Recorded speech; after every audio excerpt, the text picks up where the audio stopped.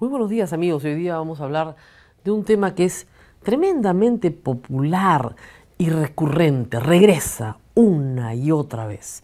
Vamos a hablar de la pena de muerte. ¿Por qué regresa?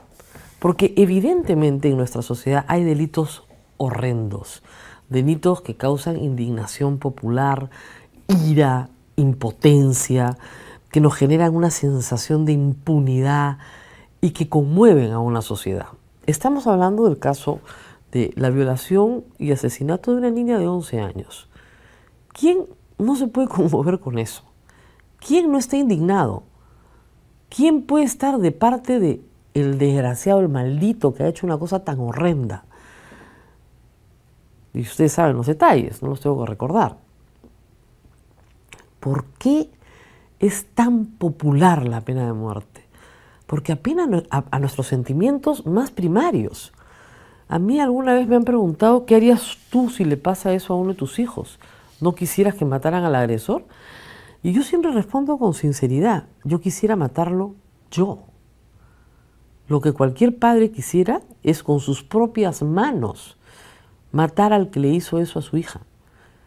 Y ese sentimiento yo lo comparto y lo comprendo y lo entiendo.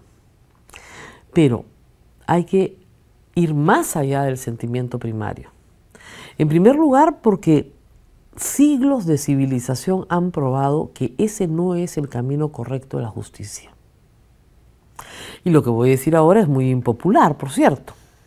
La justicia con mano propia, la que nosotros quisiéramos ejercer con las propias manos, ha sido abolida. Y entregamos al Estado, a un sistema de administración de justicia, a un juez imparcial, a alguien que pueda ver el caso, ¿no es cierto?, evaluar las pruebas, la tarea de asignar una sanción. ¿Qué sanción? La sanción prevista en la ley. Las reglas de la civilización y el Estado de Derecho han probado algunas cosas. Que en la pena de muerte hay errores y que el error es insubsanable. A diferencia de la cadena perpetua, a diferencia de 30 años de condena, si un juez se equivoca, ¿no es cierto?, se puede corregir.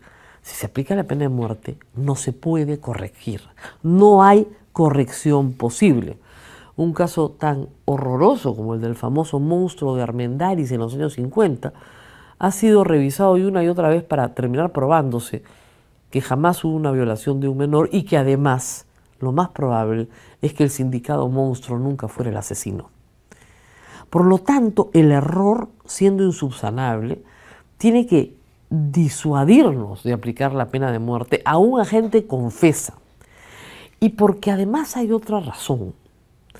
Aunque el sujeto sea deleznable, aunque el sujeto sea un ser monstruoso, aunque no tenga ningún valor, ¿no es cierto?, esa vida humana, la de él, para la sociedad peruana en nuestra Constitución, merece la oportunidad de ser resocializada, aun cuando tenga perpetua, aun cuando se tenga que resocializar y redimir dentro de la cárcel. Nuestra Constitución optó por ese camino en 1979. La pena resocializa. Y optó también por abolir la pena de muerte. La Constitución del 93 dice lo mismo con un agregado. Y se los voy a contar, porque para eso está la Constitución. Este librito que ya me han escrito algunos se consigue en cualquier librería. Se llama Constitución Política de 1993, artículo 140. La pena de muerte solo puede aplicarse por el delito de traición a la patria en caso de guerra. Borraron guerra exterior, que estaba en la Constitución del 79, y agregó el fujimorismo y el de terrorismo, conforme a las leyes de los tratados de los que el Perú es parte obligada. Pero ¿qué sucede? Que al añadir terrorismo, nunca pudieron legislar pena de muerte para terrorismo. ¿Por qué? Porque de acuerdo a las leyes y tratados en los que el Perú es parte obligada, no se podía restituir la pena de muerte para terrorismo. ¿Y de qué tratado estoy hablando? De este que tengo acá, que se llama la Convención Americana sobre Derechos Humanos o Pacto de San José de Costa Rica, que en su artículo 4, Derecho a la Vida, inciso 3, dice: no se restablecerá la pena de muerte en los estados que la han abolido. ¿Ok? Y ustedes dirán, bueno, porque en el Perú no se ha abolido, todavía hay estos supuestos. No, pues, es que si ya la aboliste para todos los supuestos, menos para traición a la patria, solo queda para traición a la patria. Cuando entra en vigencia esta convención, 1980, la constitución que regía era la de 1979. Por lo tanto, solo cabe en el Perú pena de muerte en caso de guerra exterior. Eso es lo que decía la Constitución de 1979 y solo a eso, ¿no es cierto?, solo ahí se puede aplicar la pena de muerte, que reitero, requiere incluso de legislación penal interna. Entonces, no tenemos pena de muerte en el Perú. ¿Se puede restituir? Sí, tendríamos que denunciar la Convención Americana sobre Derechos Humanos, dejando desprotegidos a todos los peruanos que acuden a la Corte Interamericana a reclamar por sus derechos. Es decir, es una renuncia al tratado, ¿no es cierto?, a la Convención y a la jurisdicción que tiene la Corte. ¿Ustedes quieren eso? Yo no, francamente. La Corte ha demostrado ser un escenario jurídico donde los peruanos han defendido sus derechos muchas veces desde su primera sentencia en los 80s. Denunciar el tratado te convierte en un paria ante el sistema interamericano de derechos humanos. Un paria. Canadá, no los Estados Unidos, pero de México para abajo, somos signatarios del tratado. Estados Unidos no, porque Estados Unidos considera siempre que ellos tienen una justicia imparcial y superior. Y no necesitan ni de la Corte Penal Internacional, ni de la Corte Interamericana de Derechos Humanos. Muy bien. Tienen Guantánamo, tienen las cosas que tienen, por cierto. Pero nosotros, ¿a quién vamos a acudir si hay graves violaciones de derechos humanos en el Perú? A nadie, porque nos estamos saliendo del pacto. Que dicho sea de paso, se demora 1 año en establecerse, ¿no es cierto?, un periodo en el cual se denuncia y se sigue aplicando. Y se sigue aplicando. Y luego de ese año, en el Perú tendría que promoverse legislación interna y aprobarse. Y modificarse la Constitución, el artículo 140, en 2 legislaturas. O sea, antes de 3 años no tiene ni siquiera legislación, no tiene efecto retroactivo, no se le puede aplicar a los que delinquieron antes de esta modificación. O sea, en 4 o 5 años tendrías por fin a alguien que se le pudiera poner una pena de muerte. Así que los que salen, los políticos que se cuelgan de estas desgracias para jugar con los sentimientos del pueblo y decir, sí, hay que darles pena de muerte, les están mintiendo descaradamente a los padres de esta niña y a todo el Perú. Mucho más honesto ha sido el presidente del Poder Judicial, que ha tratado de hacer docencia jurídica y explicar lo que yo estoy explicando. Hay otra cosa más, que es el problema de fondo. Hay 12.000 agresores sexuales en el sistema penitenciario peruano. 12.000, de los cuales 8.000 son violadores de menores de edad. ¿Cuál es el problema acá? ¿Que no hay pena de muerte o la violación que se produce en la intimidad del hogar? Ayer el Poder Judicial ha puesto cadena perpetua a un primo que violaba a su prima de 9 años. Ese es el problema. La promiscuidad dentro del hogar, la falta de derechos en los niños y niñas, el desprecio a su dignidad, la escasa o nula educación sexual en la primera infancia. Educación sexual quiere decir autoestima para que los niños se valoren, la capacidad de sentirse seguros en su propio entorno, de poder denunciar y ser escuchados por los adultos. Eso es educación sexual, de tener valores que les permitan decir yo valgo, de no poder ser asustados ni usados. La niña que se fue con este fumón espantoso no sabía que él ya tenía 2 denuncias por agresión sexual. ¿Por qué está libre? Porque estos 12.000 que tenemos presos son la punta del iceberg.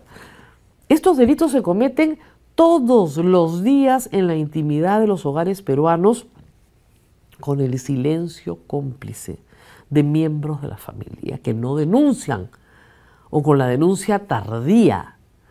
Niñas que años después, siendo mujeres, recuerdan lo que les hicieron de niñas y que ya no pueden hacer absolutamente nada porque todo está prescrito. Hay que cambiar ahí, adentro del hogar, donde nadie se puede meter, porque con mis hijos no te metas. No, hay que meterse con los hijos de todos para que no sigan matando niños en el Perú, para no sigan violando niñas en el Perú, para que los derechos de los niños sean realmente protegidos. La pena de muerte es una aseveración demagógica que no se va a implantar hasta dentro de 5, 6, 7 años con costos altísimos para la protección de los derechos humanos de todos. No se dejen llevar por los demagogos de siempre. Alan García en el año 2006 quería un referéndum para la pena de muerte para los violadores. Obviamente lo iba a ganar. Se detuvo porque alguien le enseñó que teníamos tratados, que teníamos una constitución y que el referéndum no era ningún camino para imponer la pena de muerte, como quería hacerlo. Y porque además la pena de muerte no disuade. Hay cadena perpetua ya y tenemos 12.000 presos. Hay penas de 25, 30 años ya para menores de edad y tenemos 8.000 presos que han violado menores de edad, los que sabemos. ¿Dónde están los problemas graves? En que la violación de la mujer adulta tiene una pena bajísima, por ejemplo, ahí sí hay un problema grave. En que no hay políticas de salud pública en las escuelas del Perú para advertir a la niña que tiene que hablar, que su vida vale, que es estimada, que es valorada, que la autoestima la tiene que tener altísima para no permitir que nadie la toque. Que tiene que haber un sistema de alerta en el barrio, en la comunidad, en la comisaría, por el amor de Dios.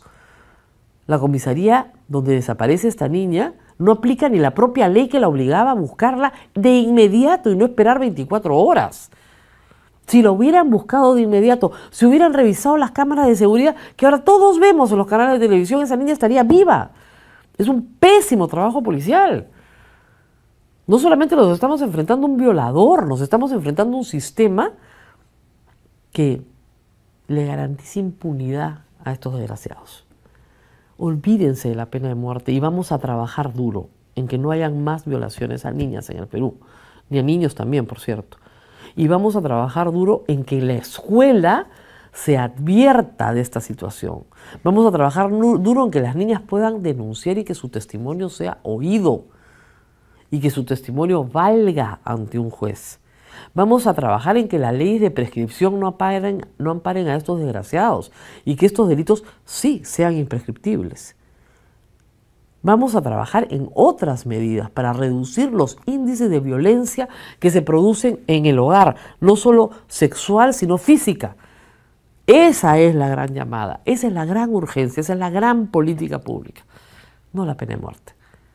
La pena de muerte que no se va a aplicar en el supuesto que todos fueran culpables a los 12.000 presos que están hoy día en las cárceles del Perú. No van a haber 12.000 fusilamientos, pues como ustedes imaginarán. Se nos ha acabado el tiempo, yo sé que todos tienen críticas y preguntas y, en fin, mucho que decir sobre el tema. En unos instantes viene Sigrid, va a estar ella con Indirio y Willy Wilke hablando justamente de la agenda que no se está debatiendo en el Congreso sobre los temas que he planteado y que pueden ser determinantes en reducir el número de víctimas en el Perú. De eso van a hablar. Y yo me despido agradeciendo como siempre a Motivos Spa. Hasta mañana.